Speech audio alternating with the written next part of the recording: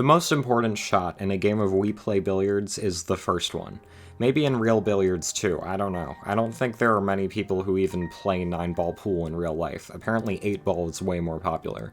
But where in the world of We Play, where the concept of billiards is a dark room containing only a table and some city lights in the distance. Everything in this universe is subject to the wrath of the first shot, or the break. With the objective of the game being to sink all 9 balls in as few shots as possible, it should come as no surprise that to finish a solid round, you need to sink multiple balls in one shot. This is easiest to do when multiple balls are clustered together and you can slam the cue ball into them to cause a chain reaction that sends each target ball in a different direction. And the shot that lends itself to this most, of course, is the first one, where all 9 balls are placed directly against each other. You can probably see where I'm going with this, but if you've played the game before, you should have already known from experience that you can sink multiple balls off the break. The game has unique audience cheering sounds for when you sink 1, 2, and even 3 balls in one shot. Well, that means it stops there, right? Right? No, it doesn't stop there at all. You can sink 4, you can sink 5, you can sink 6, and you can sink 7.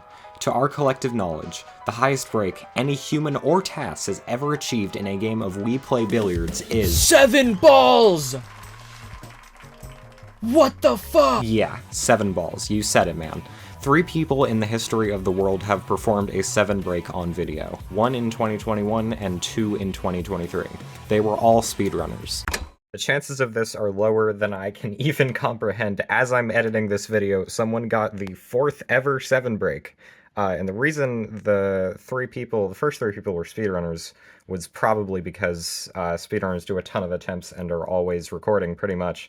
But this is a casual player who just happened to be about to go live and specifically said, thank God I recorded in this video. So record your gameplay, folks. You never know what's going to happen. I have scoured the internet countless times for an earlier instance of a 7-ball break, and there is nothing. Considering there have been 6 breaks on YouTube since 2007, that means it took 14 years to sink 1 more ball. But why is it so hard? Why is it so hard? A question many people have asked. Well, at first, many of them made the easy assumption that there's just such a high level of precision involved in shooting the break that doing it with any specific intentions is impractical. But it's a video game. We're speedrunners. Speedrunners create setups to do impossibly precise things all the time. Why not just take someone else's good break and try to replicate it perfectly? Oh, don't worry. We've tried. No one has ever done it. Not intentionally, not accidentally. Every single break in We Play has been unique. Even without adjusting the angle of the shot, leaving the only variable to be the position of the cue on the cue ball, no one has ever gotten the same break twice. Over time, this has driven runners to gradually reach the conclusion that the game must contain some sort of actual RNG. Somehow, the game must be randomizing some aspect of its physics engine, specifically on the first shot. But which part of it? And how? And why? These were all questions we had no answers to, and not even any potential speculations about, until January 21st. My friend Kiwi, who is a computer scientist and is currently working on the behemoth task of decompiling Wii Sports, is also involved in the speedrunning community. We've both been aware of the billiards problem for a very long time. Recently, we teamed up to try to take another stab at solving it from the inside out, and we actually found something. Kiwi was able to determine that this part of the game's code is responsible for randomness in billiards. With the help of some free reverse engineering software, that turns into this, but there's clearly more work to be done. I'll save you the headache and just say that after a few hours of decompilation, we ended up here. The code above this is responsible for arranging the balls in this diamond shape, and then it seems like for each of them, the game is generating a random number and adding it to the ball's coordinates? But that doesn't make sense. That would mean it's moving the balls, and you can clearly see they spawn in the same locations every time you start the game. But we did the math and realized the random offsets can only be between negative 0.143925 and positive 0.143925. Could it be possible that the game was actually randomizing the positions of the balls, but just by such a small amount that no one has ever noticed? Using Dolphin's FreeCam feature, we found out that that's exactly what's happening. Every time you start a game of We Play Billiards, a very slight random offset is added to the starting X and Z coordinates of each ball. It was right under our noses for 17 years, but we finally figured it out.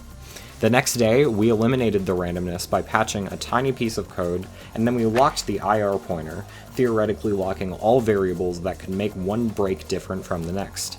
And for the first time ever, we were finally able to hit 2 identical breaks. Now, don't get me wrong, this is all already amazing stuff. It's mind-blowing that we have this knowledge now.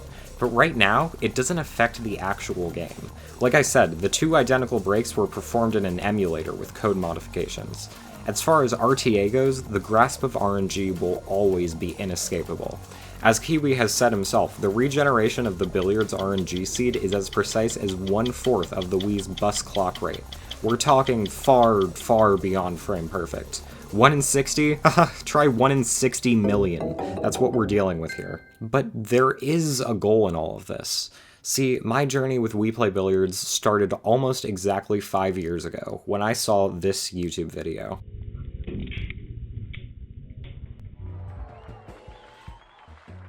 This video invigorated something deep within me. Was it really possible to get a perfect game of We Play Billiards? To sink all 9 balls in one shot? But why did it look so sketchy? Why were all the fonts wrong? Why did everything about this video seem so accurate, but so not? I was so curious that I emailed the video's creator, and to my utter amazement, he actually responded. No problem. Yes, I posted that video and it's entirely fake. It's a 3D animation playing on a TV. I felt a little silly, realizing I probably should have come to that conclusion myself, but I was still enthralled, especially by the 2 words printed on the screen at the end of the video, "Your turn." I knew the video was called Impossible Shot, but I desperately wanted it to be possible.